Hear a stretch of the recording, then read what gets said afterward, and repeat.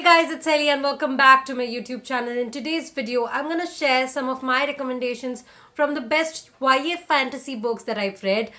Take note that I have not read a lot of YA fantasies. I have read a few, and from those few, I have selected a fewer amount of YA titles that I have found the best. These are YA fantasy novels, not YA, and I'm almost 99% sure that I do get the difference, because honestly I get really confused with genres, especially when it's young adult.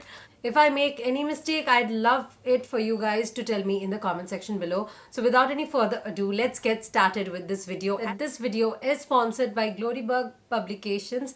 They have published Ingredia, which is written by Sarang Mahajan. This is definitely a recommendation from my side if you want to read a fantasy novel. This is a brilliant novel. The novel starts out with Luwan of Brida, who lives in this place called Brida or Brida, whatever. So Luwan is a really awesome guy who sets out on an adventure. Quite unknowingly, he actually left home because he had a fight with Meg, his sister, but eventually he realizes that he should not have done that, and there's a lot of danger in the outside world. There's also Meg in this book, and Meg is probably one of the best characters that I've ever read about, and definitely there are so many other characters other than them. I have made a review on this book already, so maybe you want to check the review out, and the other books of this series are going to come out soon, and I can't wait to read them because I really enjoyed the first book of this series.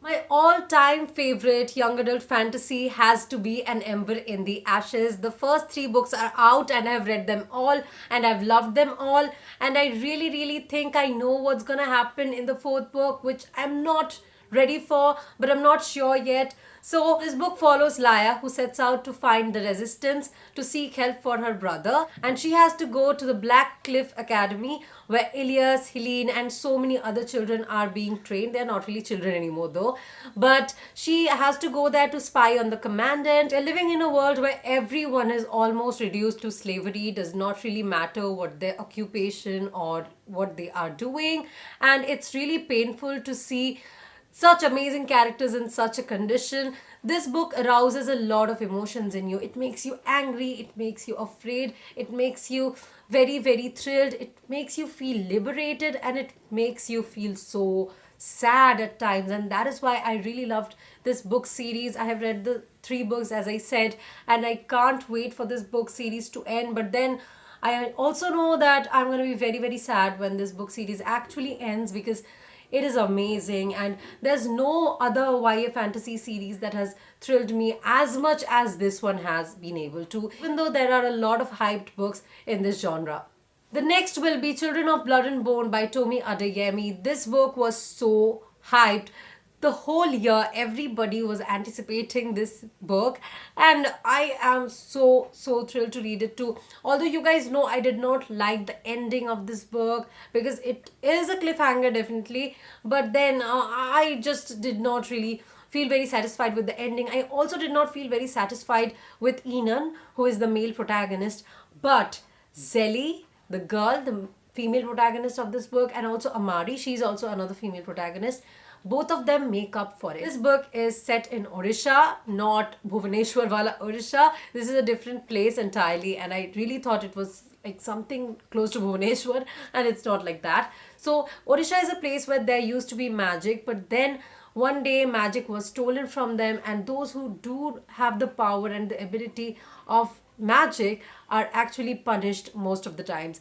And Zelly is one such girl. She lost her mother because of this. Now she has to do something to save her own people, and the premise is amazing. The alternating narrative was amazing. The characters, the female protagonists were amazing. The male protagonists, well, they were also not that bad, honestly. Like, it was, I think, just because of Enan that I was a bit disappointed, and then I was actually expecting this series to be like a total 6 stars out of 5, and it was not like that good. And that's because this book has been overhyped, that I had such high expectations that could not be met. But anyway, this series is gonna be amazing. This book is amazing, and I think the second book in the series is coming out in about 2 or 3 months, so yeah, I'm totally ready for it. It doesn't really matter whether you're a reader or not, you definitely know about Hunger Games. It has been made into an amazing movie series, and the movie is actually awesome. But this series is even better. Like, any reader will say that though. So this series follows Katniss Everdeen and Peeta, who go to compete in the Hunger Games. So Hunger Games is basically this deadly game where children are chosen from every district and they have to fight against each other. Those who lose die and the winners emerge as victorious. But winning is also like not winning in such a scenario. And this concept is amazing. It's sort of a post-apocalyptic world, which is something that I really love reading about. Also, like, guys, there was this amazing movie that I saw last week called Bird Box. Anyway, coming back to the Hunger Games series, this is definitely a highly recommended series if you want to read some good quality fantasy novel fiction. While Miss Peregrine's Home for Peculiar Children has been made into a very shitty movie, I really loved this book. This book follows Jacob, who finds this peculiar home for peculiar children, which is headed by none other than Miss Peregrine. And it's a strange home because it is for strange people. So these are the people who have strange abilities or powers, and you will be thrilled to see them. And this book has amazing pictures, and I just can't take my eyes off the images in this book. The way it actually mingles photography with fiction is absolutely amazing. Ransom Riggs is one of my favorite writers of all time, and I also read this short story collection called Tales of the Peculiar, and I have to say I really love reading about peculiar people. I think because I'm a peculiar person myself. And let me know in the comment section below if you also love reading peculiar stories, because these stories are the type of stories that I want to read all my life. I have not really read the next two books in this series because I did not really have the money most of the times to buy the next two books, because they are sort of expensive most of the times. But I really want to someday finish reading the series and let you guys know about my view on the entire series. So yeah, guys, I hope you guys enjoyed my recommendations of YA fantasy. Once again, I'd like to thank Ladybug Publications for sponsoring this video, and I really would love it if you guys let me know in the comment section below which are the YA fantasy novels or YA novels that you think I should be reading if I haven't already. And yeah, I really look up to your recommendations because I know you've read much more than I have. And yeah, guys, I hope you guys enjoyed today's video. If you did, make sure you give this video a big fat thumbs up. I hope you are subscribed to my channel because I post new videos every week. And till my next video, bye bye.